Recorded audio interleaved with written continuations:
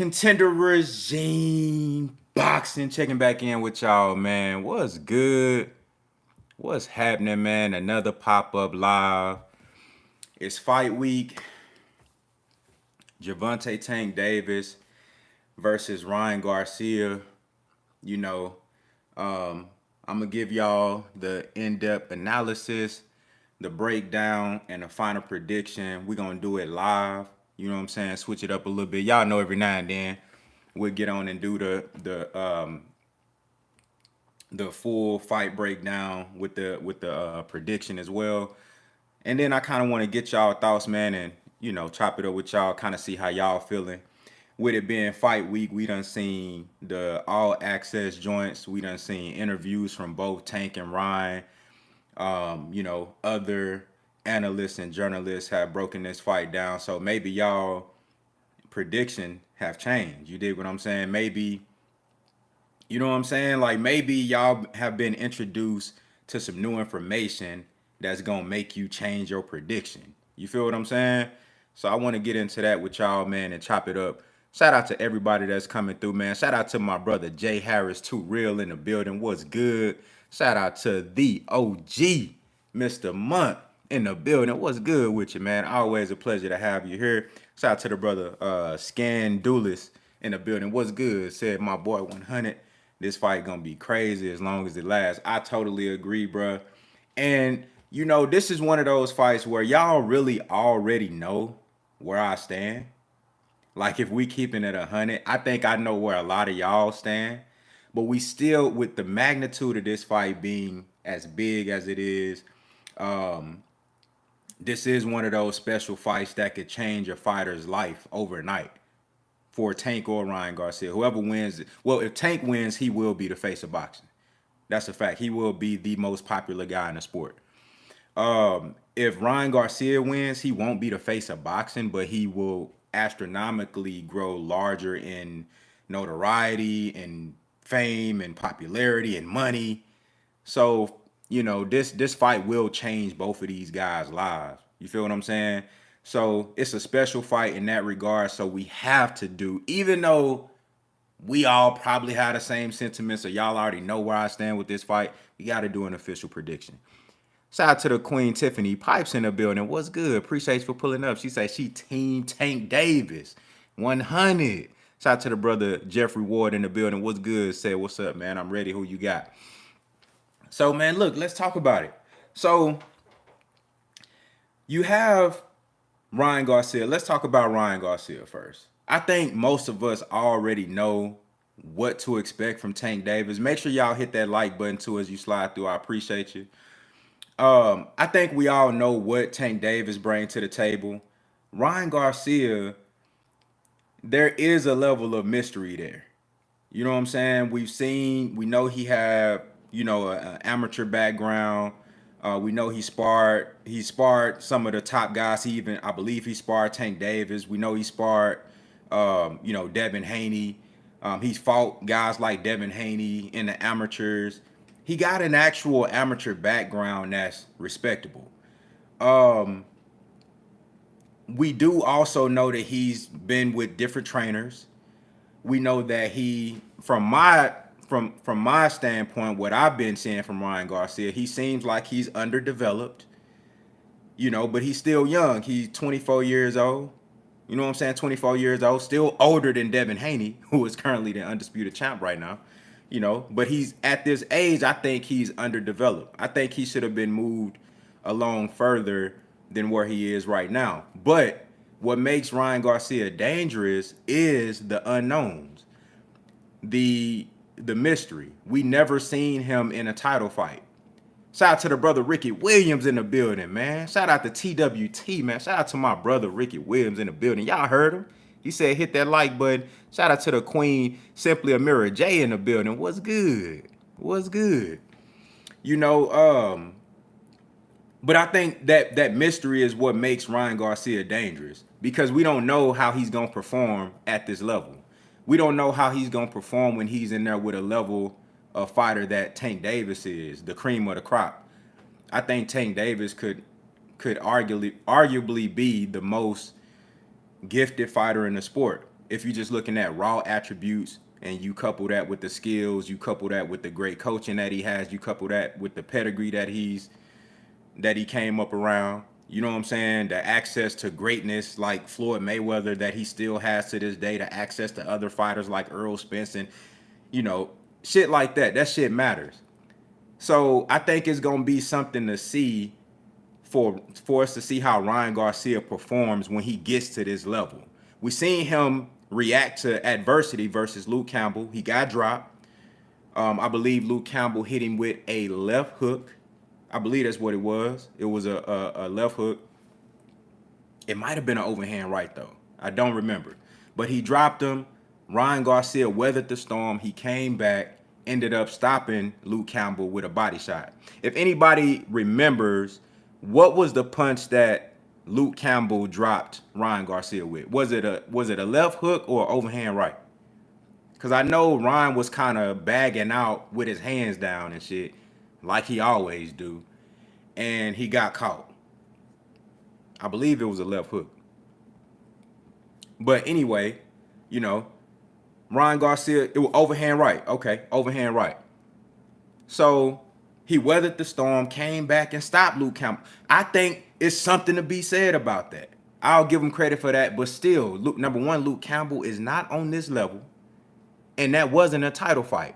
I think fights where the stakes are raised, where it's much more on the line, you're fighting a much better opponent. I think it can bring something out of you, or it can make you fold. Shout out to the OG Mr. Munt in the super chat coming through and showing love. He said, I ain't gonna lie, young blood. He said, I had to make myself stop calling Ryan trash in order to get in tune with this fight and correctly break it down. You know what? I get it. And I was actually on, shout out to Money Brown TV. I was on Money Brown TV's show sometime last week, and we were just having a candid conversation about the fight and the breakdown. And I had to do the same thing, Mr. Munn. I was like, man, I know I'll be hard on Ryan, but he actually, you know, I gotta respect the fact that he has an amateur background. I gotta respect the fact that he is a professional boxer, that he has won fights versus former world champions. I have to consider those things, even though we all know that the disparity between skills from him and Tank Davis is a big ass gap. You feel what I'm saying? But in order for us to break this fight down and do it logically, we have to consider the things that Ryan Garcia brings to the table, which the mystery is what I'm talking about right now. We never seen him on this level. And Tank Davis never been in the ring with a guy this big with this special combination of power and speed. He haven't faced that shit yet. He's faced guys with speed. He's faced guys with power. He's faced taller opponents. But he never fought nobody who was 5'10", 5'10 and a half, 5'11", however tall Ryan Garcia is, with this combination of speed and power. So those are things that you have to consider. And Ricky Williams just brought up a great point. It's Ryan's feet, bro. He said that's where the issue is. As he's fast compared to who he's been in there with, Tank is different. Said this fight is a mismatch, in my opinion. We gonna get there. And you not wrong. You are not wrong, brother. So with Ryan Garcia, I think he's underdeveloped skill-wise. He has power, he has speed. We see those natural attributes there.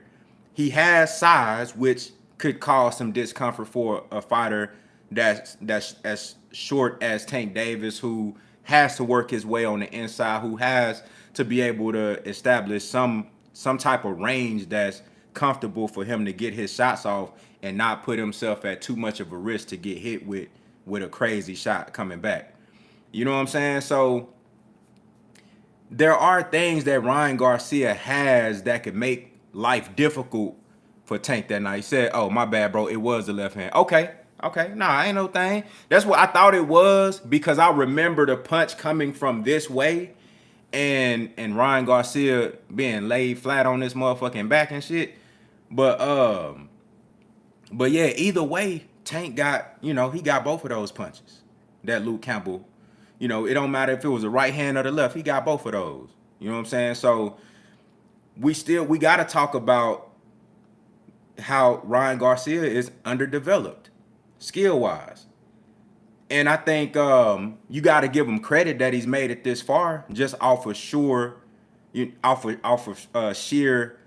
know, raw ability. You know, he has some skills. You know, he's trained. He's a trained professional boxer. He got some skills, but he's underdeveloped. The biggest issue, like Ricky said, I think is gonna be the feet for Ryan Garcia. I think his strengths in this fight. I'm over here trying to think of a way that Ryan Garcia can win this fight. Keys to victory. Because I really haven't seen him do any of the things that I think he need to do to be able to win this fight. I think he's gonna have to have a phenomenal jab and be able to. I don't think he can control the distance the whole fight with Tank, but he got to do that for a good part of the fight. Early, he got to be able to establish a range that he comfortable at the start of the fight, and it's gonna start with a great jab. You dig what I'm saying? I think he gonna have to find a way to punch Tank when Tank punch. That's another thing. Said easy use his speed and length. Yeah, but that sound good, but he gonna have to have more than just speed and length behind that, bro. He gonna have to have some footwork. He gonna have to have some distance control to be able to get that shit off. And that's what we talking about. You know, we know he got speed. We know he got power. We know he got size. But how does he impose that shit on Tank Davis? I think the jab is gonna be key. That's something that anybody can work on. That's something that anybody can work on. I think Joe Goosen is gonna like sear that shit in Ryan Garcia's brain, like, bruh, jab. If you don't do nothing else, jab. At the start of the fight, jab. Yeah, we know Tank Davis is a great counterpuncher, but jab. Jab. That's gonna be Ryan Garcia's best weapon in this fight. He gonna have to pop that jab like his life depend on it, to the head and to the body. You feel what I'm saying? And then two, he gonna have to be able to punch when Tank punches.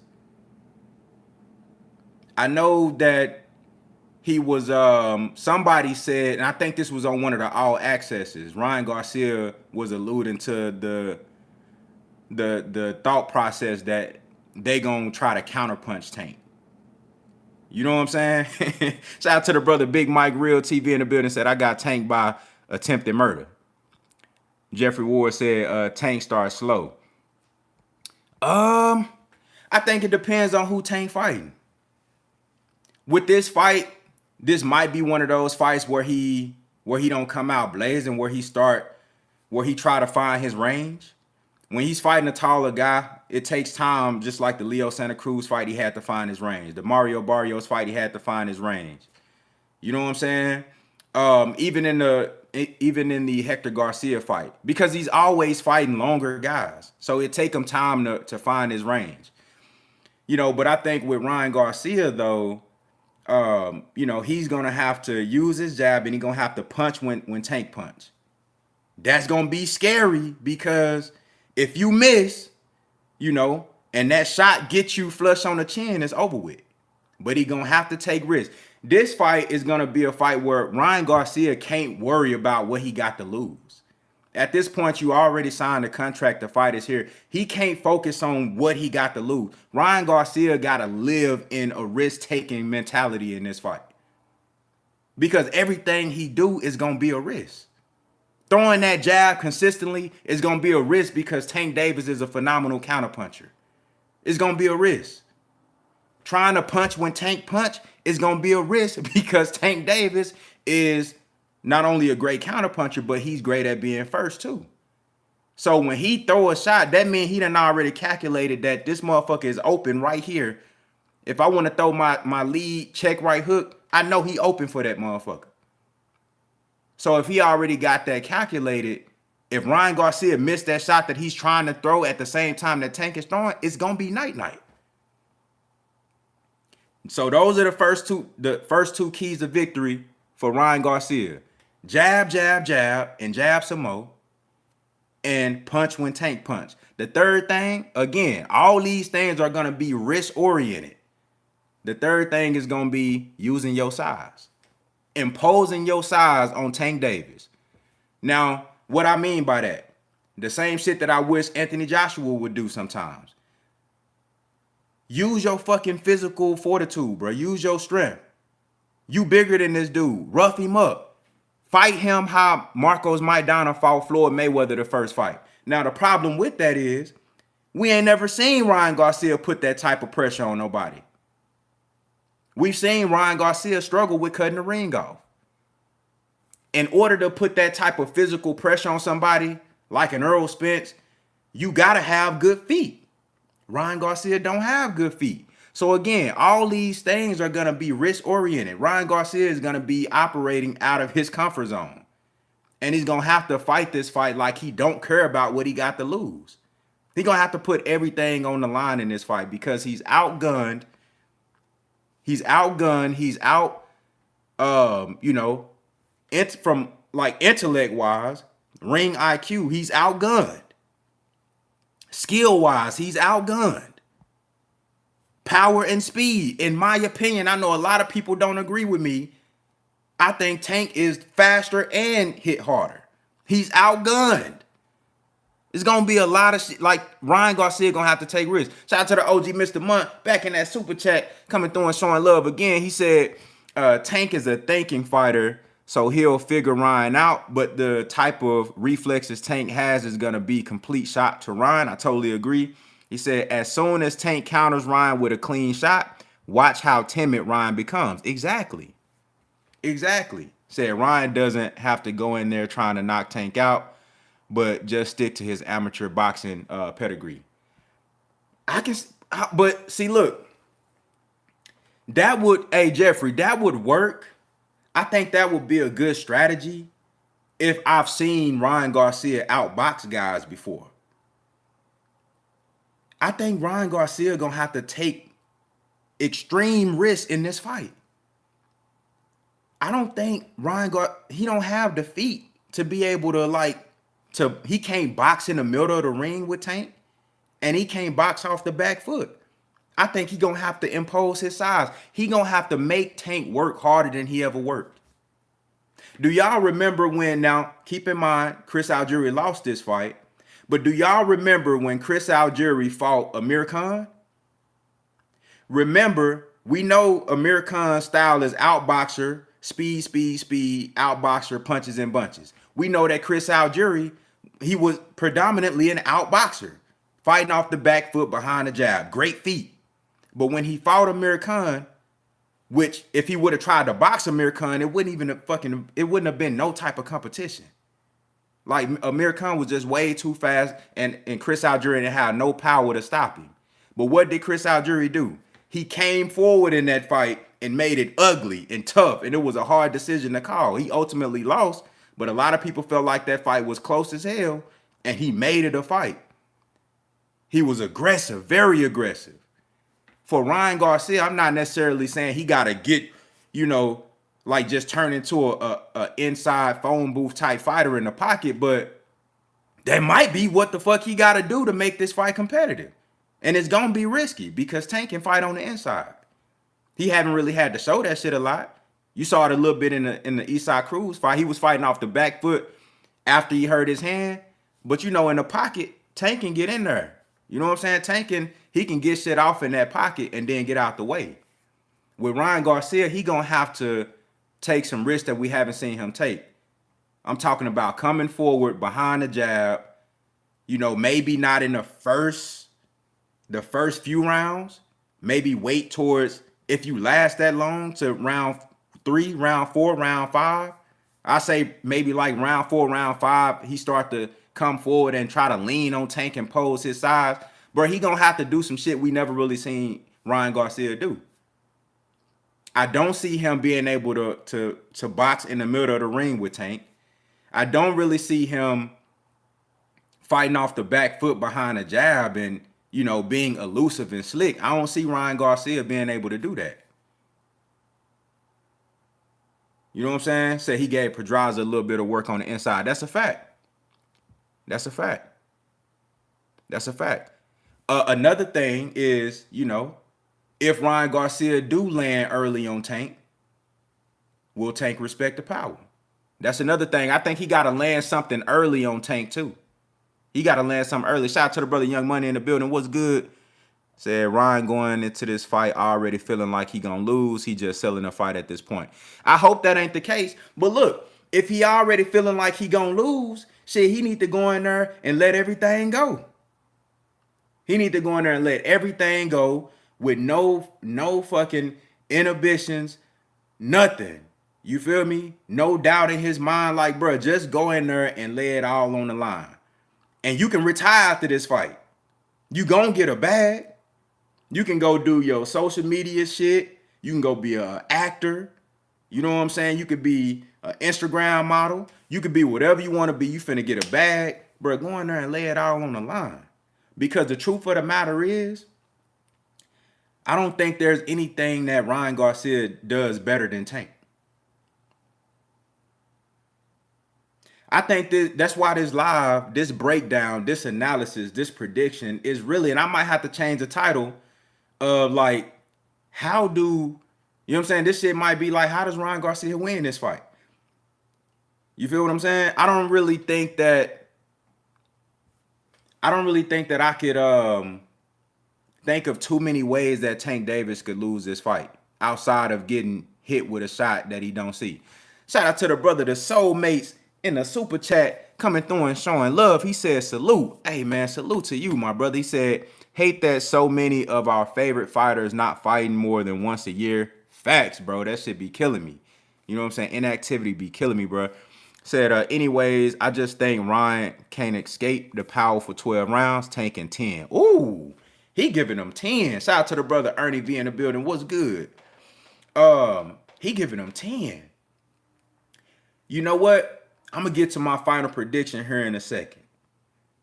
You feel me? 10 rounds is generous. That's generous. If Ryan Garcia can last 10, that means he doing something right. That means if Ryan Garcia lasts 10 rounds with Tank Davis, that means he did something that I didn't think that he could do. You feel what I'm saying? That means his jab was popping and that motherfucker was landing all night. It was working. That means he was imposing his size and tiring Tank out and really making Tank work for everything. That means that in this short period of time between the last time I saw him fight and now, him and Joe Goosen has gotten his footwork game drastically better that allows him to control distance to a level of comfort to where he can keep Tank at bay or at least keep him in a space where he can hit him and get away from some of those shots. That means that Ryan Garcia's head movement has gotten better. That means he done stopped dropping the right hand when he throws that left hook. If he make it to 10 rounds, that means Ryan Garcia did a lot of shit that I didn't think he can do. Because that's generous. That's generous. Now I know Tank said I'm gonna take you to the late rounds, to the deep waters and drown you, but that can mean anything. That can mean Tank Davis just gonna come out and take the first 2 or 3 rounds just to, you know, let a couple of those shots whiz by his head so he can like feel the steam on the shots. Like, damn, okay, what type of velocity this motherfucker coming with these shots? You know what I'm saying? What type of steam he got on these motherfuckers? Like, you know, maybe get up on it, try to get close to him and let Ryan throw a little body shot, you know, and hit the arm, hit the elbow or something, like see what it's hitting for. And then, you know, move around the ring. You know he got the footwork advantage. So I think Tank Davis uses the first few rounds, you know, kind of see what Ryan Garcia's foot speed is like. See if he can cut the ring off. See if he can get away with using the whole ring and being able to do what he want to do with Ryan Garcia. If Tank does that, which I think is the proper approach, if he come out there for the first few rounds, download data, use the whole ring and make Ryan Garcia come to him and make Ryan Garcia have to be first, and he realizes that, number one, he's not fast enough to hit me. Number two, he can't keep up with me footwork-wise. And number three, when he do land something that's grazing on the shoulder, on the elbow, on the glove, and that shit don't hurt, it don't feel like nothing for real,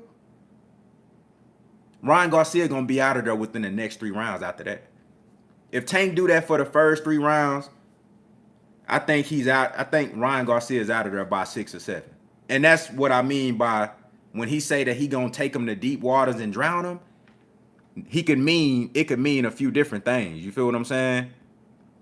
Shout out to the brother Montavia Berry in the super chat coming through and showing love. Said salute, bro. Just came to show some love. Keep doing you. I appreciate that, brother. 100, dog. I appreciate that 100%. Appreciate you for always coming through, man, supporting the channel, bro. You know what I'm saying? Everybody that come through, liking the videos, commenting, bro, is greatly appreciated. I love the interaction. You feel what I'm saying? I love talking this boxing. Shout out to the brother Lake Show, Chip Show in the building. Say, yo, what up, contender? What's good? What's good, man? So, look, I want to kind of get y'all, continue to get y'all thoughts as well. But final prediction, man, I think Tank Davis knocks out Ryan Garcia within 7 rounds. I don't think this fight goes past 7. In my opinion, that's being generous. But the only reason I'm going to say 7 is because I think Tank Davis, he respects, just from the outside looking in, he respects that left hand of Ryan Garcia. I don't think he's going to come in and be reckless and just try to go for the gusto. He don't got to. He got every advantage when it comes to boxing. He got every skill-based advantage. And the biggest one is the footwork. So if you know that this guy, your footwork game is way more advanced than this dude, why even come out and try to like press him out? Especially if he got speed and power, it don't make no sense. Just use the ring. For the first few rounds, use the ring and see what Ryan Garcia got. Like, see what his approach like. See if you move backwards, will he be willing to come forward and be first? And if he is, can he cut the ring off? And if he can cut the ring off, can he land shots while I'm on the move? Can he hit a moving target? I think if Tank Davis approaches the fight like that, he gonna get a lot of his questions answered within the first 3 rounds. After that, once you get all those questions answered, now you can do what the fuck you want to do. You dig what I'm saying? Shout out to the brother Jay Harris Too Real in the super chat coming through and showing love. He said, I just don't see how Ryan can win unless Tank is completely careless. Facts. Said Tank is more skilled, has more power, and has the edge experience. Tank by KO in the 8th. I love it. I love it. So Jay Harris said Tank in 8. OG Mr. Munt said Tank in 8 too. My brother the Soulmate said Tank in 10, which of course in 10, that means the fight can end inside of 10 rounds. So I don't think none of y'all are wrong. But I really can't see the fight going past 7. I think Tank gonna use those first 2 to 3 rounds, use the ring, allow Ryan Garcia to answer any question that you got. And then from there, you control the fight. Shout out to the brother Guzzo Pink or Pence in the building. He said, James Tony said Garcia was was the Jerry Cooney of today's boxing. Hey, he could be. He could be, bro. Just some dude that don't belong in there. You know what I'm saying? Like, I don't know if Ryan Garcia has regressed from his amateur days. I know the amateur system and pro boxing is totally different, but I don't know how he really made it through the amateurs like that, the way he fight now. Because even though he had, now, one thing we do know, the power is real. We know the power is real. We know that. We know the hand speed is real. None of those things are deniable because he's made it this far in pro boxing, knocking motherfuckers out. And I'm talking about former world champions. I'm talking about guys that, are in the rankings. So he doing something right. But boxing can also be deceiving as well because matchmaking is a motherfucker. Matchmaking is a hell of a thing. Because you can match guys up to put them in there with certain skill sets that's going to make what they do best shine through. And you can put him in there with a guy that's not going to take advantage of the lack of head movement. The fact that he drops his right hand almost every time he throws the left hook. The fact that he wasn't using his jab very often. I think Joe Guzan has kind of incorporated that in his game a little bit more, but I still want to see the jab more. The fact that he don't really have no head movement or no foot movement like that. I just think Ryan Garcia is up against it versus Tank. He up against it, man. You know, and he gonna have to do something extraordinary to win this fight. I got Tank in 7 rounds, man. I'll be paying more attention to, you know, of course, the weigh-in is gonna show me something. If, you know, Ryan Garcia is like really sucking down to make 136, which shouldn't be a big issue.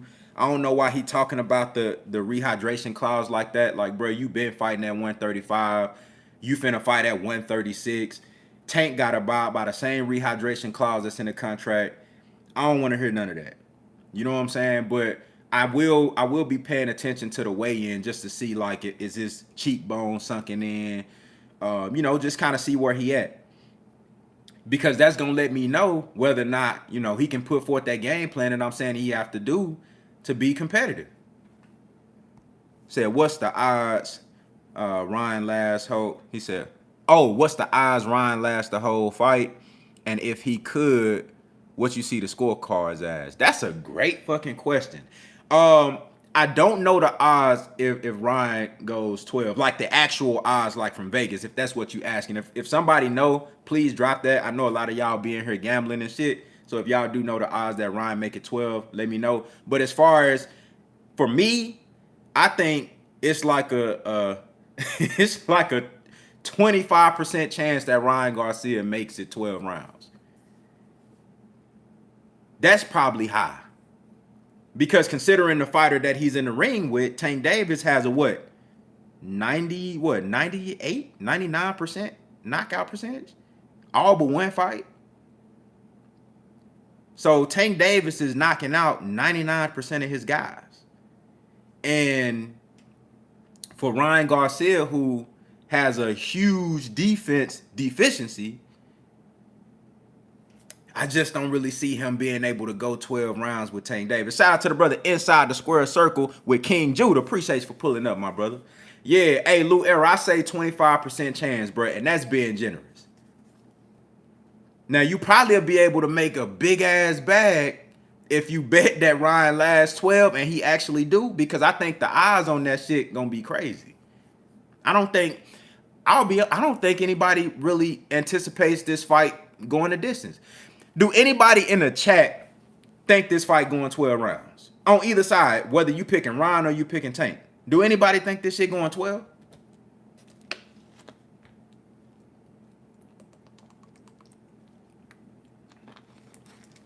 I can't see this motherfucker going 12.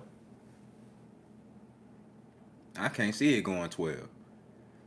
It's too much firepower. Shout out to the brother Captain in the building. What's good? It's too much firepower. You know? And Tank got amazing defense, but Tank one of those guys that's willing to take a risk to get in position to land a shot. And that makes him hittable. Which means that it's not out of the question that Ryan Garcia lands a big-ass shot and knocks him out. It's not likely, but it's not impossible. And we all know what Tank do on offense, and we know the deficiencies that Ryan Garcia has on defense.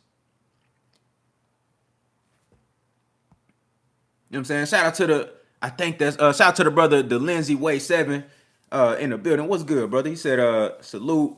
I think Tank gonna run through him quick, like 5th round at most. Ryan too defensively irresponsible. I totally agree, bro. I'm gonna give him till 7, but I wouldn't be surprised if this fight went 2 to 4 rounds. I wouldn't be surprised. The only reason why I don't think it's gonna be a super early knockout is because I think Tank is gonna want to get some questions answered early in the fight. And I think he's gonna do that by using the ring. You'll see Tank box the first, just my prediction. I think you'll see Tank box the first 3 rounds similar to how he fought Isaac Cruz on the back end of that fight. And also how he fought Let me see. Who else could I compare that performance to? That's really it right there. The Eastside Cruz fight, where he was really just like using his back foot game like that. Cause he really never had to. And plus he's always been a shorter guy. Eastside Cruz is one of the few guys in his division that's shorter than him or close to the same height. So he was able to use that back foot game. I think he can use it on taller. Oh, Rolly, that's who it was. That's who it was. We see him, and Rolly was bigger, so we seen him use the back foot game versus Rolly. But we haven't seen that often because number one, he ain't had to. Number two, he's always the shorter guy trying to work his way and get to his range. But we saw it with Eastside Cruz because again, that was a guy that, it made sense. It made sense to fight Rolly like that. It made sense to fight Eastside Cruz like that. Plus, he hurt his hand. The Rolly fight again. That's another one. Look, no disrespect to Ryan Garcia. Rolly made it this far too. Rolly made it. I still think he'll make a Wish Foundation kid. I don't think that Rolly really was like, he started boxing late. I just don't look at his foundational boxing skills very high. I don't think he's a highly skilled fighter with a great amateur background. And I don't know how the fuck he made it this far. You know what I'm saying? So that's another one of those guys, bro, where when you are way more advanced than them skill-wise, bro, you really can do whatever you want to do. Said Rolly not on Ryan's level. I think Ryan is better. But I don't know. I think shit, Rolly fuck around and get in there and knock Ryan Garcia out if they fight, bro. That shit might end in a double knockout. We might see the rare double knockout. You know what I'm saying? They might get in there and knock each other's socks off. Because neither one of them got no defense. And they both got power. Yeah, Rolly fuck around and catch Ryan, man. But I do say, I will say that Ryan Garcia has beat better guys. I'm gonna give him that much respect. I think he beat better guys, and I think he's shown more potential and more promise. I think both Rolly and Ryan Garcia are extremely underdeveloped fighters, which is why in those first few rounds you're gonna see Tank Davis kind of, you know what I'm saying?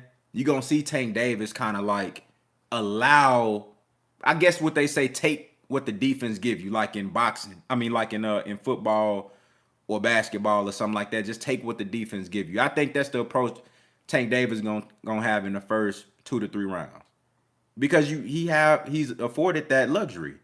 He's fighting a guy that's extremely deficient on defense and boxing skills. So I think around 3, round 4, everything gonna be revealed. We gonna know everything we need to know. Tank Davis gonna know everything he need to know by round 3 or 4. He gonna know everything he need to know. He gonna know how fast Ryan Garcia is. He gonna know how hard he hit. Even if he don't get hit flush, he gonna be able to calculate that shit off a grazing shot or getting close enough and making a miss and just feeling the power on that motherfucker as it go by his face. He gonna know how bad Ryan Garcia's footwork is. Can he or can he not cut the ring off? And he gonna know what it's gonna take to close the distance and get in his range. Tank gonna know everything he need to know in 3 rounds. Shout out to the brother D Luckett in the super chat coming through and showing love. He said salute Tank in 10, another 10 round. He said Tank in 10 rounds. Ryan will box smart and move early in the fight, but I'm not counting Ryan out. Looking forward to the possible announcement during the event. We lit. Big facts. Big facts. As you know, brother Luckett, I am not holding my breath, and neither should you. But, I'm looking forward to that as well. I'm looking forward to that as well. But now, to your point, as far as Ryan Garcia, not counting Ryan Garcia out, and you also mentioned that you think Ryan will box smart and move early. That's interesting. That's interesting. That's interesting. I want to see if Ryan Garcia can do that. I think it'll be a mistake to go in there and try to box on his toes, box off the back foot, fight behind the jab, going backwards. I think he should use the jab, but he need to be pressing forward with it and trying to put physical pressure on Tank Davis and take all the risks he can take. I don't think this is a fight that Ryan Garcia should like try to use a whole lot of, like finesse. I think this is one of those fights where he gotta impose his size on Tank Davis. He gotta impose size, go behind the jab. He gotta throw when Tank Davis throw. You feel what I'm saying? And he gotta take risks because he's outmanned and outgunned when it comes to the skills department. If he try to box Tank Davis, I just don't think he gonna fare well. The only way he gonna catch Tank Davis is if he throw when Tank throw. And in order to throw when Tank throw, he got to be close enough to him. So, shout out to the Queen Neek J in the building. What's good? Said me either. They making me sick at this point. I agree, man. I don't know what those guys got going on, but we'll see what happened. We'll see if they actually announce the fight. I don't know what the logic was behind that. I don't know if they do announce it that day, maybe put the initial announcement out like that morning or something, and then so everybody can be excited about it and and everybody be talking about it when the actual broadcast come on for the Tank Davis and Ryan Garcia fight. I don't know, but I'm not even about to start formulating rollouts and how they about to do this and do that, and we don't even get the motherfucking announcement and shit. So. But yeah, man. But another 10-rounder. Somebody else who think Tank is gonna last. Ryan Garcia is gonna last 10 rounds. That's interesting. Look, I'll tell you this, bro. If Ryan Garcia lasts 10, I'll be impressed. Shout out to Young Money in the building. What's good? Said, let's keep it real. Golden Boy did an amazing job promoting Ryan. That's a fact.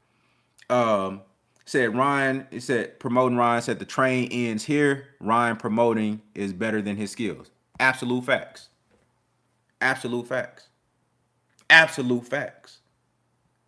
Said Ryan Garcia is going to start slow with power shots and Tank will be running. Then Tank will be losing on the cards and we'll start pressing Ryan. I think Tank will drop him late, but Ryan will get up and win by UD. Hold up. This is who I've been looking for. Hold up. I've been looking for somebody to break this shit down and tell me, number one, how Ryan Garcia wins, and just to even give me a scenario where the fight goes 12. Y'all see what this brother said? Hold on, let me read that again. Shout out to Dembe Torres in the building. What's good, brother? I appreciate you for pulling up. He said, Ryan's gonna start slow with power shots, and Tank will be running. Then Tank will be losing on the cards and will start pressing Ryan. I think Tank will drop him late, but Ryan will get up and win by UD. Lou Era said he drunk. Hold on, now I want to process this a little bit. I'm trying to like really understand or see a scenario where that could actually take place. I don't see it, brother. I don't see it because you said that Ryan gonna start slow with power shots. Now I do agree with Ryan, pressing forward behind the jab, getting close enough to let those power shots off. Maybe try to lean on Tank, tire him out. Don't let Tank be comfortable is what I'm saying. Because Ryan Garcia absolutely has to take risks that he never took before in his life to win this fight. I think Ryan Garcia got to treat this fight like, bruh, it don't matter if I lose, bruh. Like, I got nothing to fucking lose. I'm laying everything on the line. Again, i.e., Marcos Maidana versus Floyd Mayweather in the first fight. That's the type of energy I want to see from Ryan Garcia. Because that's what I think is going to take for him to win. But Ryan Garcia Not only are you picking Ryan Garcia to win, but you picking him to win by unanimous decision. That's very interesting, brother. I'm trying to think, like, how can that happen?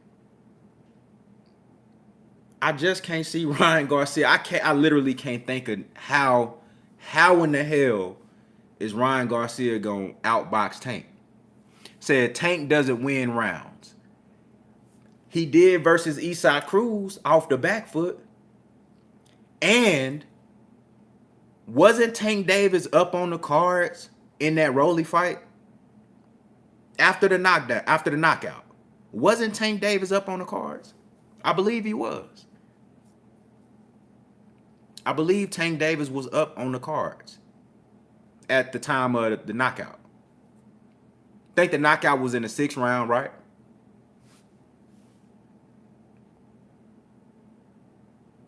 He was losing to Barrios, but Barrios is a very good boxer. Remember, I'm on record of saying that Mario Barrios is a more skilled fighter than Ryan Garcia. Barrios got a good jab. Barrios is a good counterpuncher. Barrios know how to use range. He also got good power. Of course, Ryan Garcia hit harder. Ryan Garcia is faster than Mario Barrios.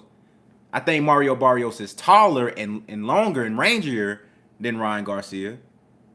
But Mario Barrios is a way better boxer than Ryan Garcia. So I could see how he could take Tank to the 10th and 11th or possibly get to the cards, as that fight did go to the 11th. And Tank had to ultimately close the distance, take his jab away, get on the inside and stop him. But Tank was even winning rounds in that fight. He did give some rounds away. Or let me say it this way. Mario Barrios did win rounds. That's a fact. But I don't think you can look at that fight and say, well, Ryan Garcia can do that same thing, because we never really seen Ryan Garcia box like Mario Barrios. I've never seen Ryan Garcia use the jab the way Barrios does, coming forward and off the back foot. I never really seen and Barrios can take a punch too. That's a fact. That's a fact.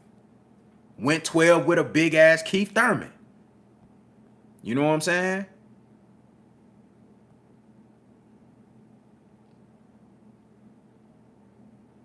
Said he can't lean on Tank with uppercuts.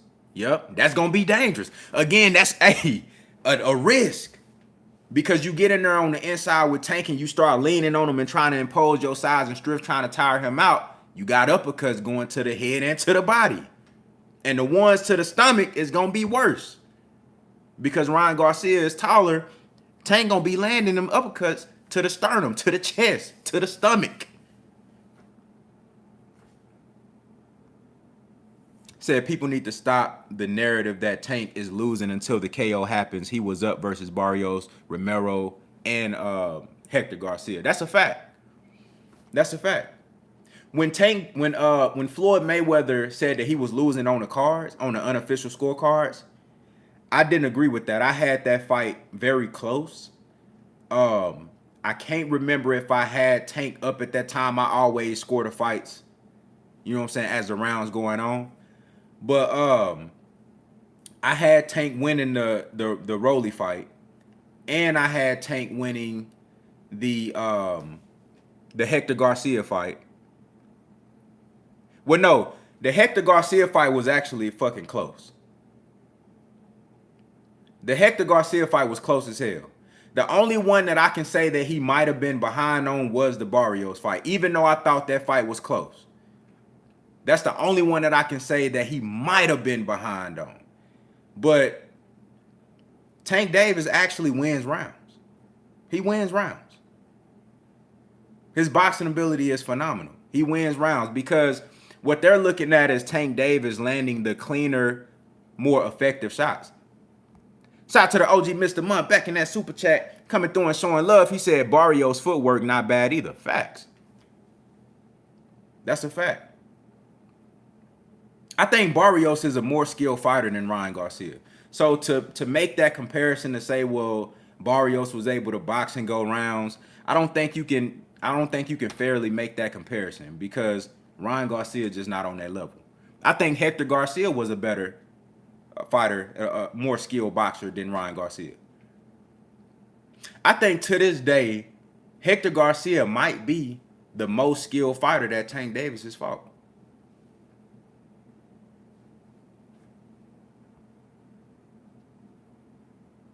Shout out to the brother Heartless in the building. What's good? Said that chain hard. I appreciate you, my brother. You know what I'm saying? I appreciate you, bro. Let me see. Marcus Park saying cap. What's cap, brother? What's cap? What's cap? Shout out to the brother Lou Era. He said, man, hey, 15 more likes. Hit that like button, man. Y'all get the likes up to match the people in the chat. I appreciate it. Said Tank was lodging. He was logging. What you mean, like lunging in? He does that. But you know, and I think he's getting better at closing that distance and that range. You know, that way he don't have to lunge in. But Tank Davis, bro, he's a very skilled fighter. Like Tank Davis knows how to use subtle foot movements to be able to close distance. He loves using that range finding jab and to be able to, you know, jump in with a check right hook to close distance, make you kind of shell up, and then now he can get shit off when he want to. You know what I'm saying? Said Ryan Garcia isn't that bad. He's not the worst fighter on the planet, but he's just not on the skill level of Tank Davis. And I think Hector Garcia is the most skilled fighter. Who is the most skilled fighter y'all think Tank Davis fought? I think it's Hector Garcia. Just skill-wise. I think Hector Garcia is the most skilled fighter that Tank ever fought. And even after Ryan Garcia, unless Ryan Garcia showed me something different on Saturday, that's still going to be the case. Said Hector was a better matchup than Ryan is for sure. That's a fact. But who y'all think the most skilled, not the most powerful, not who got the most hand speed, not who was the biggest, who you think was the most skilled fighter that Tank fought? I gotta say Hector Garcia. Man, that dude could fight, man. Counter-punching ability. And he was giving Tank fits. Until Tank hit him upside his head with that shit that took his eyesight away. I ain't laughing at him, but that shit was funny when he went over there and was like, hey, man, look, I ain't leaving out this corner, bro. I can't see shit.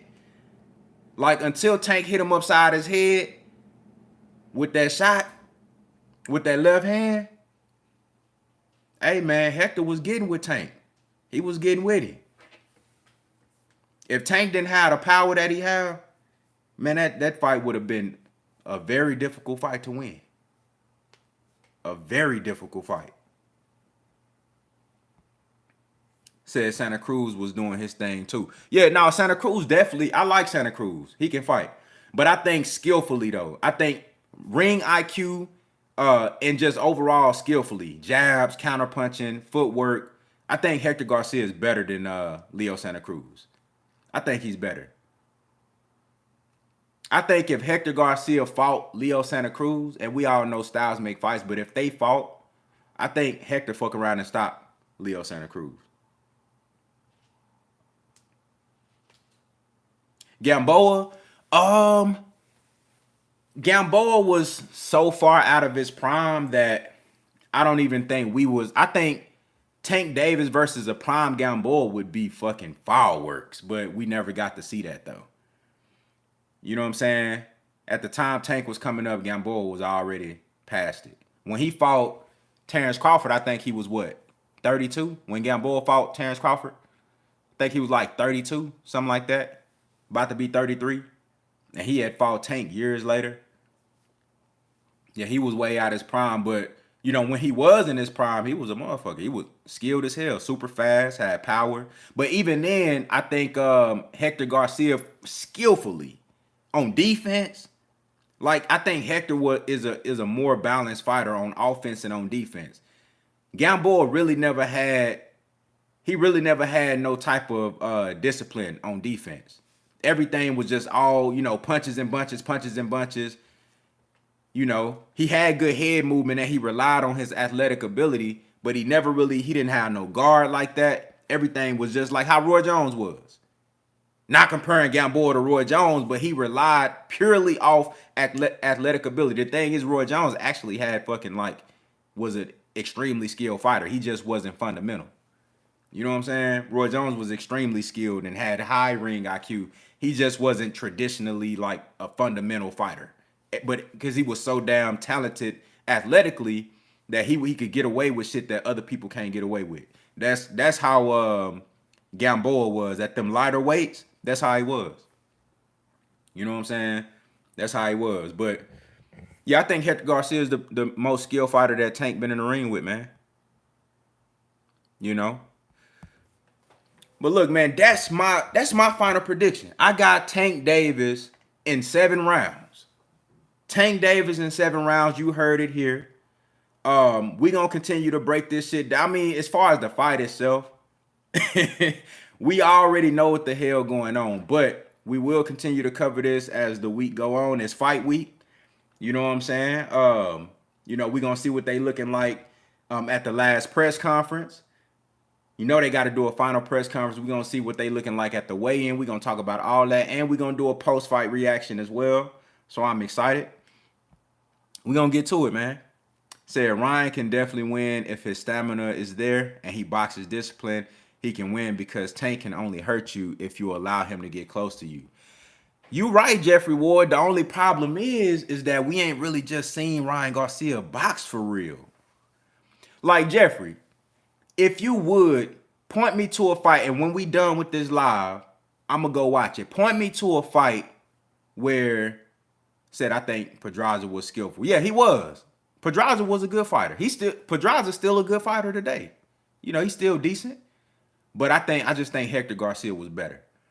But look, point me to a fight where Ryan Garcia, like, used the ring. Like, where he was boxing, he used the whole ring. He boxed off the jab. He was countering. You know, he used the pivot game. He used angles. Point me to a fight where Ryan Garcia did that through the whole fight, or at least for a good portion of the fight. 6 rounds. If you can show me a fight where Ryan Garcia where he did that, I'll start looking at this matchup differently. But I haven't seen that. Said Ryan versus Duno. I don't think that's enough tape to be able to determine that he was boxing. At least good enough to be able to do that shit against Tank. I haven't really seen it, man. I haven't really seen it. That Duno fight lasted, what, 2 rounds? I think he stopped Duno in like 2 rounds or something like that. It's not enough film. I might have to go back to some of Ryan Garcia's amateur fights and see him doing some shit like that. But we way past that. You know what I'm saying? It seemed like he more underdeveloped now than he was as an amateur. I know that shit don't even make sense, but that's what it seemed like. Because in the amateurs, having the pedigree that he has, bro, you supposed to be keeping your hands up. You know, you ain't supposed to be consistently dropping your right hand when you throw the left hook. You know, you said Duno footwork was trash. Facts. Said don't believe him. He needs more people. Facts. You know, he's an underdeveloped fighter, man. And for us as boxing fans, I love the fact that we getting this fight right now. But for Ryan Garcia, I don't feel bad for him because he about to get paid. And he's, you know, whether he win or lose, he's gonna be way more famous and popular than he was before the fight.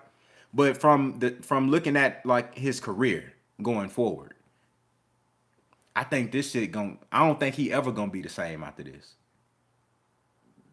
I think Ryan Garcia is gonna be permanently damaged from a boxing perspective after this fight. He never gonna be the same. He never gonna be the same. I think you'll see Ryan Garcia get stopped if he continues to fight, if he doesn't retire after this. Because I think he can retire, bro. He can retire. He gonna get a bag. He gonna be popular. He got shit that he can do outside of boxing. He gonna be good. But if he continues to fight He'll never be the same. Shout out to the brother Shaquan in the super chat coming through and showing love. He said, salute, brother. Finally caught a live. He said, finally caught a live in a while. Yes, sir, man. I appreciate you for pulling up, man. We did the we had to hop on here, man, and do the live prediction and breakdown. You feel what I'm saying, man? Kind of see where everybody's thoughts and, ideas are with predictions and how y'all looking at this fight going into fight week, 6 days away. Nah, it's big shit, man. Well, shit, less than that, 5, 6 days away. We here. Shout out to the brother Caesar T in the building. What's good? Said Tank will try to make an example out of him. Tank seems more locked in than ever. Facts, bro. It's going to be a good-ass night of boxing, man. I hope the undercard is lit. I saw that David Morrell Jr. just got added to the undercard, which is a great opportunity for him. Big stage. I think any fighter that gets a taste of this undercard, bro, is incredibly fortunate. And they better take full advantage of it, bro, because the eyes is going to be on them on April 22nd. The eyes, if you fighting on this card, the eyes is going to be on you. And don't let you be the co-main. I mean, really ain't no co-main to this fight, but don't let you be the motherfucker that's opening up for Tank Davis and Garcia. Folks going to be on you. Truck Simpson. I hope are they putting Truck on the actual card, like the televised card, or will it be the preliminary card? I hope he's on the televised card because, bruh, it's a great opportunity. It's a great opportunity, dog. Everybody gonna be watching. Before we get out of here, what's y'all predictions for the pay-per-view numbers?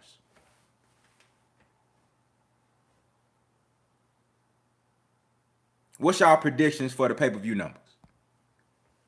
What y'all thinking?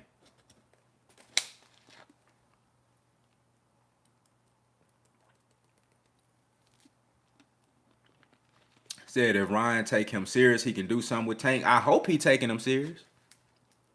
I hope he is, because this could be his last fight. And I ain't even bullshitting. This could be his last fight. Okay, 550K. I love it. Captain say 500 to 600,000. I love it. All good ass numbers.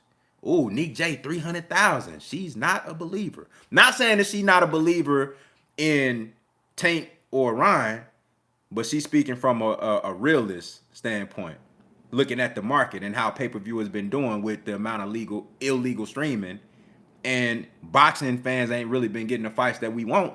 So it's a lot of people that's gonna be either still in a fight or just holding out. So I think 300,000 is a realistic projection. The meal piece? What? Bruh said $1 million? Caesar T say 700,000. I love it. I'm thinking they do anywhere between 400 and 700,000. I think anywhere between 400 and 700,000. It's likely that it'll end up being about 450, 500,000 pay-per-view. Said and they overcharged for this matchup. I agree with that too. I think they should have took a page out of Top Rank's book for the Devin Haney and Lomachenko. I believe that fight is gonna be on pay-per-view, and they doing it like $49.99 or something like that. Like $50, something like that.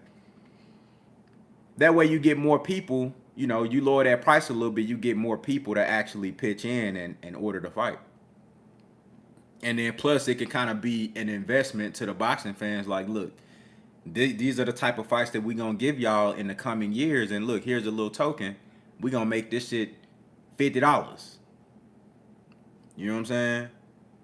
That way, instead of having, if you make the pay-per-view $50 less than what it is, instead of having 300,000 pay-per-view buys, you end up with maybe 500,000. And in this case, I'm guessing 450 to 500,000 You cut that price down some, you end up with 800,000 pay-per-view buys. I don't know why boxing hasn't considered that yet. You know, you still gonna make a bag. Said Ernie V said 600,000, 600, 650. Yeah, all these is good numbers. Like, I think if they do at least 350,000, I think it would be a disappointment if they did 350,000 based off of what everybody's projection of this fight. Like, one of the brothers came in here and said 1 million. I was on, shout out to Knockout Boxing 86 TV, and I was on I think it was like a month or so ago. I was on a panel, and one of the brothers was like, I think shit, Money Brown TV, I think he said he expecting it to do, he said something about breaking Floyd Mayweather record or something, like 2 million or some shit like that, or even getting in the millions. I'm like, it's people really got high hopes for this fight selling. So for it to do 350,000, I think that would be, I don't think that's a bad number because of the climate. That's the market we in. That's the climate we in for pay-per-view buys. You know, illegal streams. It's hard as fuck when people can get the fight for free and steal it to pay for it. You know what I'm saying? For people that's not really like into supporting us, like they don't really love the sport like that. And to be truthful, a lot of the hardcore fans be the ones stealing the shit. It be the casuals that's buying it. You know, I know a lot of us actually buy the fights, but a lot of times it be hardcore boxing fans, you know, they go get them a link, and the casuals, they done, you know, did a fight party, you feel me, just because they want to have people at their crib, you know what I'm saying, and have food and drinks and shit. They like, oh, let's order the fight. You know what I'm saying? But it said I'ma steal it and buy it. Hey, real talk. Hey, if this a fight that you want to see, bro, support it. If this a fight that you genuinely want to see, man, hey, spend that money. You know, but I do agree with Nick J. They did, you know, it is kind of up there on the price for this matchup, simply because I don't think it's a good ass matchup. It's a fight that we want to see out of entertainment, but skillfully though, I mean, these dudes just on two different levels. You know what I'm saying? So, but I like the numbers y'all gave, man. My projection is gonna be 450,000. I say by 450 to 600,000. You know, what if this fight? Let me ask y'all this: if this fight doesn't even do, like, if this shit do 300,000 pay-per-view buys, what y'all think that does for the culture of boxing? Like for other big fights? I think it's in boxing's best interest for this fight to do at least like 700,000. It's in the best interest of the sport and the fans if this shit do 700,000 and up. Because other guys are going to see that and be like, damn, bro, we need to make these fights, bro. We need to go ahead and make these fights. You feel me? Them boys getting broke off. We need to fight. Y'all see what happened when we fight. So how you feel about Danny Garcia fighting one of them? Danny Garcia fighting Tank or Ryan? Said boxing will die if the numbers don't do good. Hey, if the numbers are trash, Dembe Torres, if the numbers are trash, bro, I think you're right. I don't think the sport will like totally die off, but it's gonna take a huge dip. It's gonna be bad. If we think this shit bad now, with us, and we look, 2023 been lit so far. We getting good ass fights, good matchups that maybe not be top tier skill wise, but it's fights that motherfuckers been wanting to see out of pure entertainment. 2023 been lit, and 2022 wasn't the worst. You feel me? So shit lit right now. But if this fight don't do good numbers wise, the sport gonna take a big ass dip, because fighters are gonna be like, bruh, if everybody was asking for this fight and didn't nobody buy it, what the fuck I'm doing this shit for? I'm gonna fight whoever I want to fight and pick up a bag. Why would I get in the ring with this dude who could possibly whoop my ass and I ain't even finna get that bag that I want? You know what I'm saying?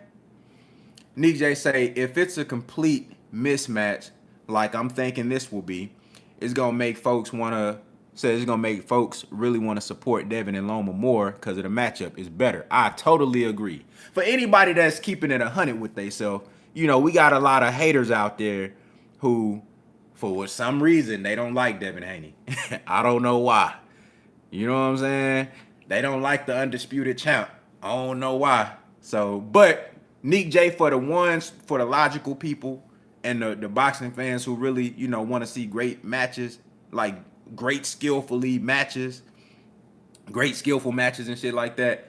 I think they definitely gonna look at that and be like, damn, okay. So they charge $100 for this pay-per-view, and dude got his ass whooped clean, like it wasn't no type of competition. And we knew what that was gonna be. But then we got Devin Haney and Lomachenko for undisputed. And these two got history. These two, like, both on a high skill level. I don't care if they say Loma old, they both on a high ass skill level. Keep in mind, Lomachenko, for those who want to see Terrence Crawford versus Earl Spence, if you gonna call Loma old, you gotta call Bud old too. Cause Loma is younger than Terrence Crawford. He's younger than Terrence Crawford. You feel what I'm saying? So, yeah, still considered pound for pound by a lot of people. So you got two guys on a high-ass level skill-wise, and even though I think Devin Haney is the favorite, I would have picked Devin Haney to win that fight when he was younger, when Loma was younger, 2-3 years ago when he was trying to press Loma out of hiding. You feel me? I would have picked Devin to win, but I would have had it maybe Loma the favorite, but just off of what I see in Dev, I probably would have picked him to win. In this fight, it's still a 50-50 fight. It's still a 50-50. It's still a pick'em fight. You might have Devin Haney 65-35 or 60-40. But it's still a pick'em fight. It's not like Loma ain't got no chance to win. It's not like you can't even conceive and think of a scenario that Loma can win. Like, this ain't that. I can think of plenty ways that Loma can beat Devin Haney. It's hard for me to think of a way that Ryan Garcia gonna beat Tank outside of knocking him out with a shot that Tank don't see. It's hard.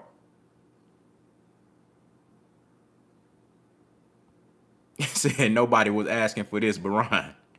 Hey, shout out to my brother Tex Rock in the building. What's good, man? I appreciate you for pulling up. Shout out to the brother Mad Titan in the super chat coming through and showing love. I appreciate it, brother. Appreciate the support, man. Says Shakur beats everyone. No, he just might. He just might, man. Look, Shakur Stevenson a bad motherfucker. He just might. A bad motherfucker, man. A bad motherfucker. Yeah, Shakur Stevenson, that dude, man. He gonna be tough to beat. You know what I'm saying? He's one of those guys who got it all figured out, man. When it comes to defense, offense, transition in between the two, distance control, high ring IQ. Not a power puncher, but he got just enough sting on them shots where you got to respect it. And on top of that, he's accurate as fuck. He not the fastest, but he got really good hand speed, and his combinations are unpredictable. You never know when Shakur Stevenson going to let off a 3 or 4 punch combination on. You never know. You know what I'm saying? He'll line you up with a jab. You know what I'm saying? He might throw a right hook. You feel me? And then he'll just kind of just gauge you. You know what I'm saying? Throw a little range finding jab just to get his distance. And then out of nowhere, boom, boom, boom, boom, boom. He just hit you with some shit. And you didn't even see it coming. And that's like, Shakur Stevenson is great at keeping his combinations unpredictable as fuck. Because you never know when you in range to hit him or get hit. You never know. He controlled distance and range so good that you never really know if you close enough to where, can I hit him? Can I hit him right now? And if I do now when you do throw that punch, you find out that he done took a little subtle lean back or a little half step back, and now he right back in position to whoop your ass. Shakur tough to deal with, man. I think the most interesting matchup is Shakur versus Devin, though. Even though I want to see Tank versus Dev first, I think that's the priority. I think the most interesting matchup, because I think it's going to be like high-speed chess, is Tank versus Devin. Because I want to see if Dev can make Shakur Stevenson be first. Because Shakur ain't got no problem being first. But I want to see if Dev can make Shakur have to cut the ring off. Like, have to find a moving target like Dev. Fighting behind a long, stiff jab, with Shakur being a southpaw, Devin Haney having a great straight right coming behind that jab, and he's a moving target, got great stamina, just a phenomenal boxer. And we really haven't seen Shakur Stevenson have to come forward and cut the ring off and find a moving target. We really ain't seen that because he's so great at controlling distance that he can keep the fight in the middle of the ring. Either somebody is trying to walk him down, it's somebody trying to come forward with him like Oscar Valdez. And Shakur, even though Oscar Valdez at times made that fight kind of uncomfortable. Well, I don't think Shakur was never like comfortable, but he did kind of get in Shakur's space a little bit. And Shakur had to, clinch him up, stop his work, push him back a little bit, and then get back to work. You know what I'm saying? Keep his distance.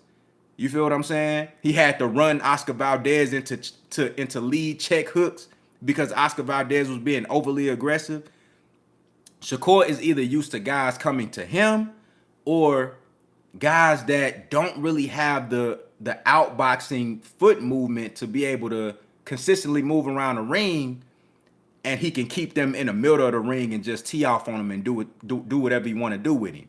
With Devin, I think Dev gonna present some shit that Shakur ain't really had to deal with. Of course, Devin gonna be bigger, longer. That jab is gonna be something that Shakur got to deal with. The straight right gonna be something that Shakur got to deal with. And I think the most important thing is gonna be the foot speed of Devin Haney. That's why that fight is so interesting to me. How can Shakur Steve? Because look, Shakur don't have to move a lot. I ain't really seen Shakur move forward a lot, and I ain't seen him move backward a lot. He don't have to. He controlled distance so well, he can keep that shit in the middle of the ring. What happens when he can't break the distance to get to Devin Haney? What happens if Dev is able to keep up the movement consistently for 12 rounds? Of course, there's going to be moments where they both got to stand their ground, and I think Shakur will win most of the exchanges where they in the middle of the ring, but I think Devin going to win some of those too. So that's what makes that fight intriguing for me. Can Shakur Stevenson walk Devin Haney down and cut the ring off and slow his movement down? Can Devin Haney box off the back foot with Shakur behind the jab? Make Shakur Stevenson be the aggressor. Make him be the pressure fighter. Because Devin Haney got the faster feet, and I think he got better movement than Shakur. The brother Tex Rock just said it. He said, whoever wins the lead hand battle will win that fight. That's a fact. Because if Devin Haney wins the lead hand battle, that let me know that his movement has been a problem for Shakur. And that means he's been catching Shakur with jabs because he's off balance, doing something that he's not necessarily comfortable doing. If Shakur wins the lead hand battle in that fight, that let me know that he done kept Devin Haney at the distance that he wanted. And he been able to get that jab off and get that lead right hook off. Bro, that's a good-ass fight. That's a good-ass fight. That's a good-ass fight, man. Said, let me see Shakur versus old buddy from Rhode Island. Who from Rhode Island? Who you talking about? Said if Shakur can stay healthy and focused, we might be looking at an all-time great in the making. Oh, absolutely. Shout out to the brother Tanner Boy in the building. Hey, that to me, that's already written. Text Rock. If Shakur can stay healthy, focused, which I don't see him having an issue doing because that dude eat, sleep, dream, like everything boxing. You feel me? So I don't see him losing focus at all. Shit be different though once motherfuckers start getting to that bag. But Shakur shit, he making a bag. 2 division champ. Got a great team behind him now in his 3rd division. Ultimately will be champion again. And he got great fights lined up. He gonna get that bag. But Shakur though, I think that shit already written, bro. Long as he healthy, long as he got his abilities, he gonna be an all-time great. You don't see this type of talent come around very often. All-time great. All-time great. Said, oh, you talking about Jermaine Ortiz. That's a good ass fight. I like that. Shakur versus Jermaine Ortiz. I like that fight. That's a good one. I really, really wanted to see him versus Isak Cruz, but we know Isak Cruz ducked. You know, but that would have been another like easier matchup. Not because just stylistically, it would have been an easier matchup for Shakur because he'll be able to run Isak Cruz into all type of shit. But Isak Cruz got that hard ass head though. You know what I'm saying? So you know he'll eat a few of them shots from Shakur to be able to get in there and land some shit that he want to land. So that's what would have made the fight interesting. But yeah, I want to see Shakur even after this Dev and Loma fight. If Loma stays around for a couple more years, I would love to see Shakur versus Loma, two great southpaws. You know, but that Shakur versus Dev though, and I think Shakur versus Tank is incredible. I want to see Shakur versus Frank Martin. That's what I want to see. I want to see Shakur Stevenson versus Frank Martin. That's gonna be a great fight because I think both of them possess like a skill set that's gonna make it tough for each guy. Lightweight, bro, it's really some shit at lightweight. At 135 and 140, they got some shit going on, man. I want to ask y'all this too. Well, you know what? I'm gonna save this question because I want to do a live show after the Tank and Ryan fight and after Devin and Loma because we got some shit that we gotta figure out. And I think y'all know what I'm talking about.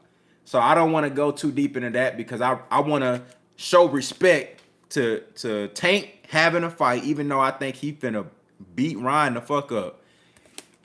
And Devin, really for Dev, because he got a real fight coming up.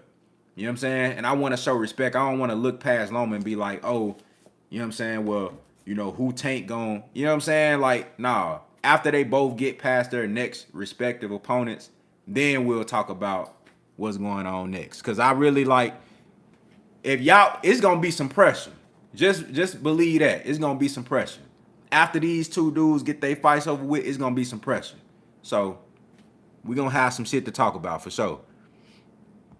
Said that's the one I want to see, Frank and Stevenson. Yes, that's gonna be a great fight. Shout out to the brother D Luckett back in the super chat, coming through and showing love. He said, you think Martin is ready for Stevenson?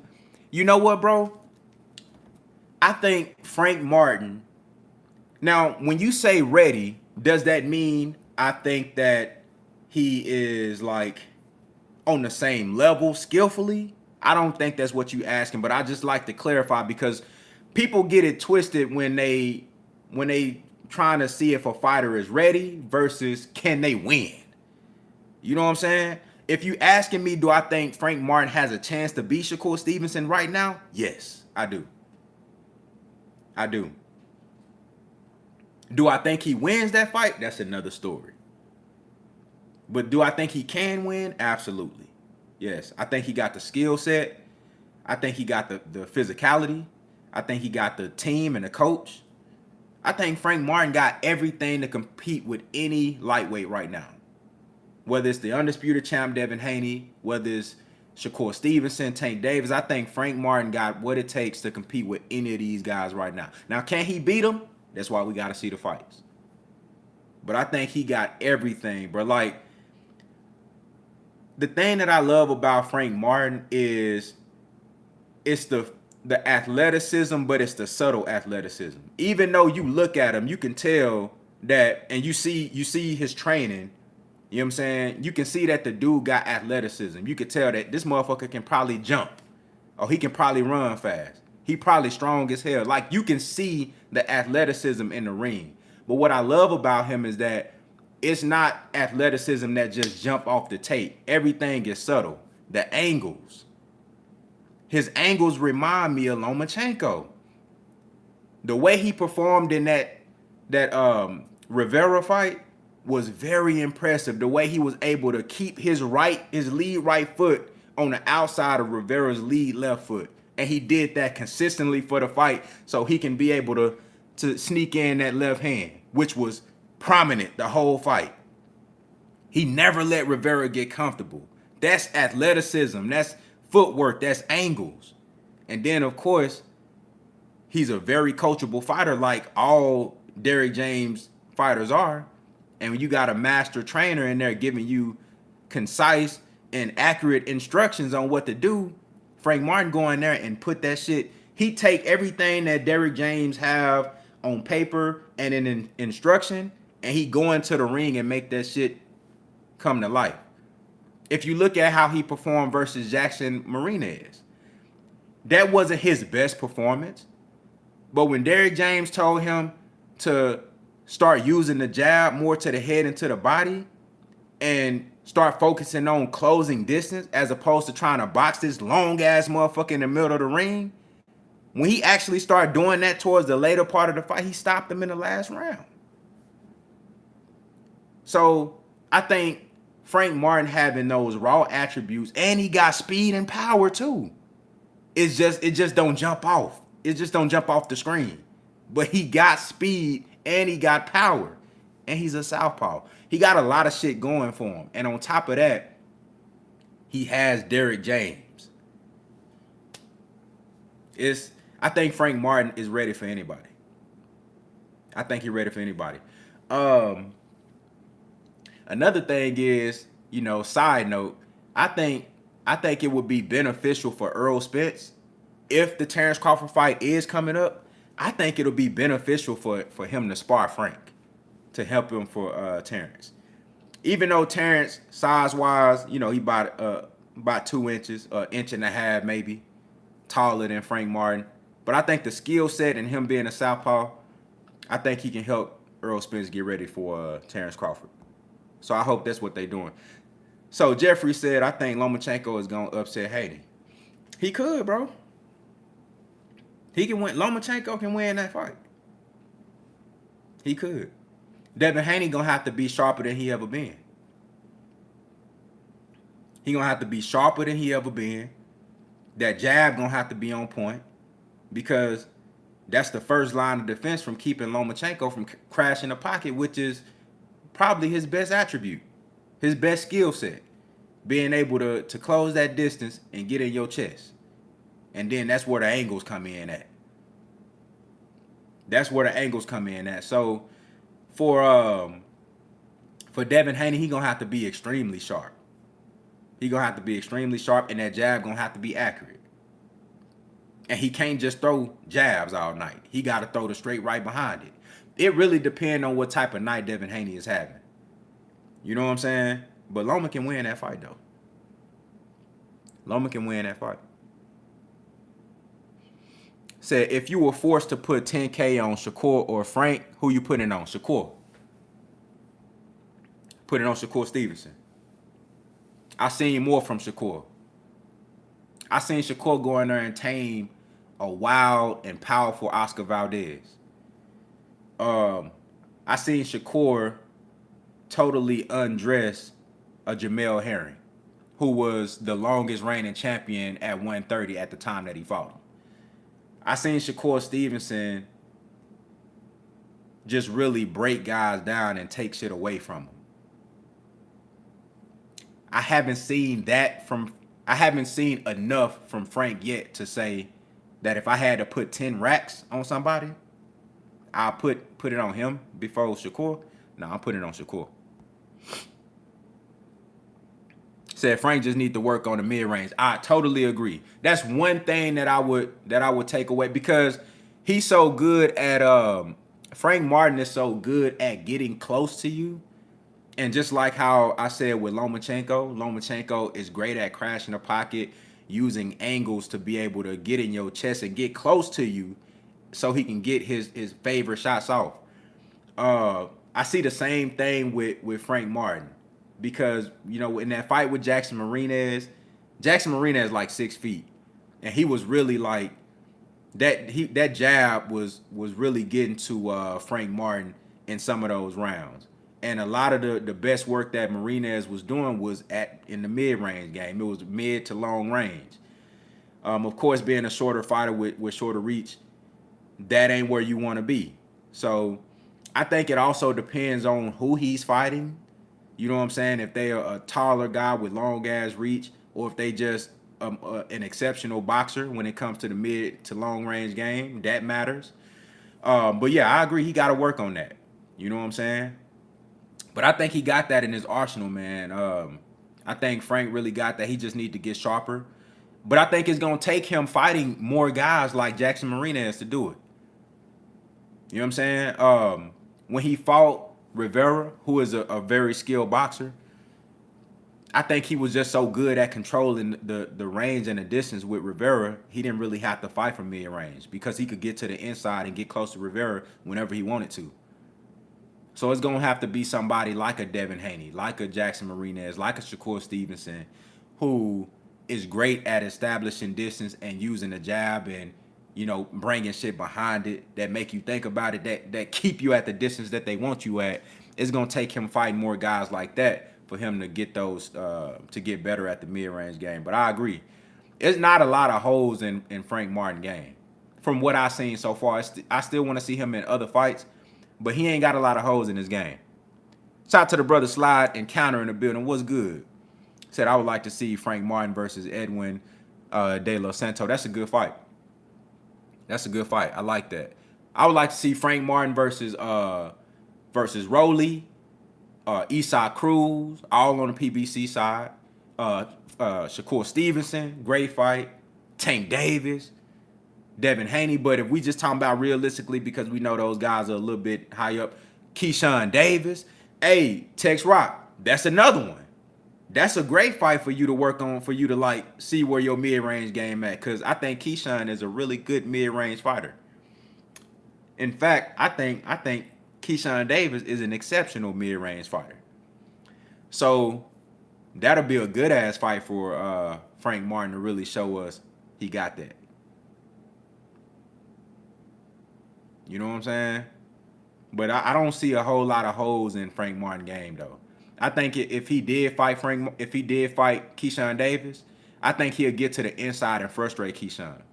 I think Keyshawn got dog in him, but it's something that I see.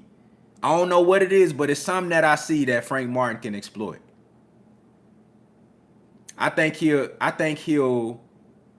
make Keyshawn Davis have to like show where his heart at. Like, do he physically want to go through the shit that Frank Martin can put him through in a fight? Do he really want it that bad? I think Frank Martin can exploit some shit out of Keyshawn Davis. Like, real talk. Real talk. Keyshawn don't use the jab enough to my liking. To my liking. I think he's a great mid-range fighter, but all the guys that he fought, they stand right there and let him get off big-ass hooks. Big lefts and rights. Big left hooks and big crosses. And he be right there like Keyshawn Dave. The guys that he been in the ring with just let him get them big-ass lefts and rights off at mid-range whenever the fuck he want to. I don't think he gonna be able to do that shit with Frank Martin. I think Frank gonna get in his chest and make it real tough for him. Like he gonna put Keyshawn through some shit he ain't never been through before. Nick J said that spiciness is what you see.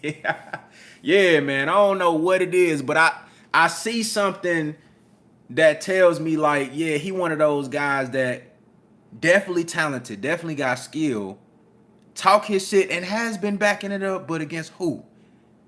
I think once he get in there with somebody like that, you know how a motherfucker that, you know, they talk a lot of shit and they not, you know, they got something behind it, but they ain't really never ran across no real motherfucker yet. That's what I see with Keyshawn.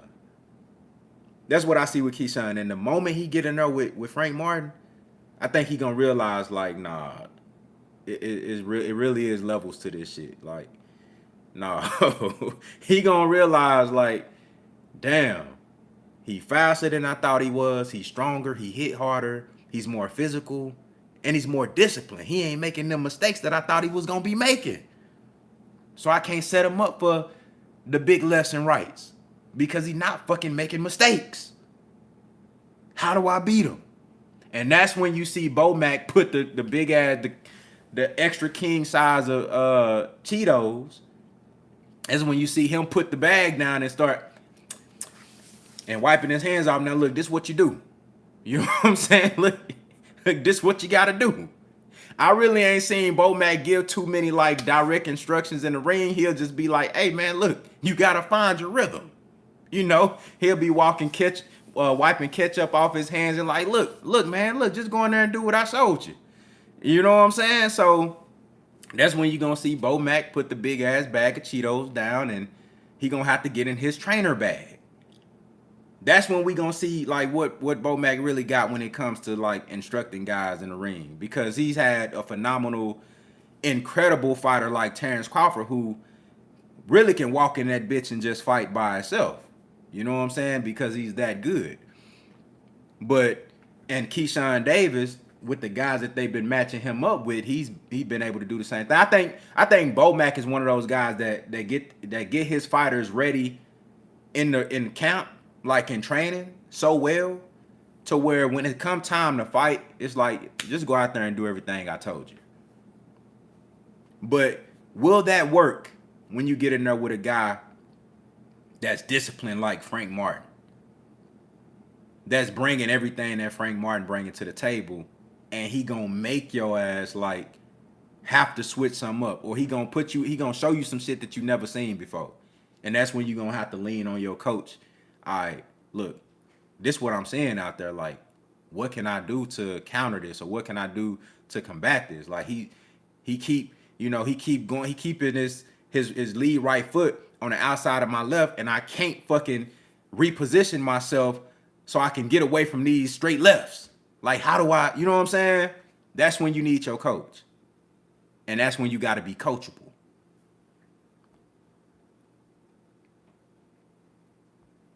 Said Keyshawn Davis versus Rolly. Yes, I would love to see that fight. Ooh, the press conference is going to be crazy. Two of the most shit-talkingest motherfuckers on the planet. I would love to see that. That would be incredible. Great entertainment. Said Bo Mac just be saying, you gotta fight. Said Bo Mac, you gotta fight this motherfucker. You gotta get him. Hey man, say Bo Mac a funny dude, man. Bo Mac is a funny dude, man. He had a deluxe size Cheeto Puffs bag in the locker room going crazy. You supposed to be helping this man on the pass. He like, hey man, look, somebody else do that shit, man. Look, I'm eating. I'm having my snack. Said something off about Keyshawn Davis, but we can't see it because his opponents don't show it to us. Or it could be we just don't like dude personality and we just want him to shut up. Hey, you know what, man? I ain't even really mad at I think it's the first part that you said. And some people, they don't really fuck with his personality. You know, he seemed like one of those guys that just annoying as fuck for no reason. You know, but he winning. So I really can't say too much shit about that. It's just that now, since you asking for these fights, and next time you call somebody out, say their name, bro. But when you on national TV and you got the mic in your face, say their name. You feel me? But other than that, bro, you know, I actually want to see him pursue these fights. That's all I want to see. Just pursue these fights. Said Keyshawn know how to move to your strong side and take away the weak side angle and force you to square up. He's smart for his age. Facts. You could tell he's very intelligent, high ring IQ. He know what he's doing in there. Like, Keyshawn can fucking fight. That motherfucker can fight, man. If he was just like rolling and talking shit but couldn't fight, I wouldn't even be entertaining a Frank Martin and Keyshawn Davis fight. You know what I'm saying?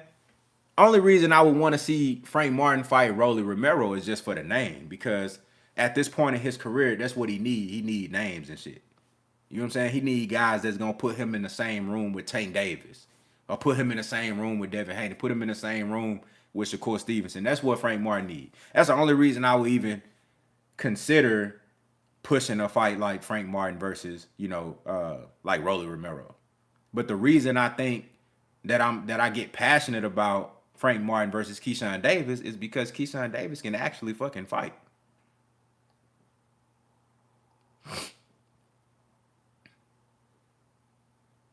Yep, said Frank will make it an inside fight. That's exactly what he gonna do.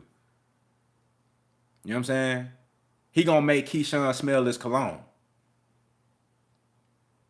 That's gonna be the test for Keyshawn Davis. He gonna have to smell Frank Martin cologne. You know what I'm saying?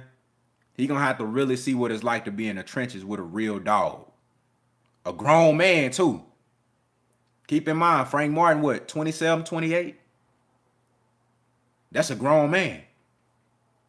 Keyshawn ain't never been in there with nobody like that. And I ain't talking about sparring either. I'm talking about really in the trenches under the light with this grown man on your ass, like giving you hellacious shots.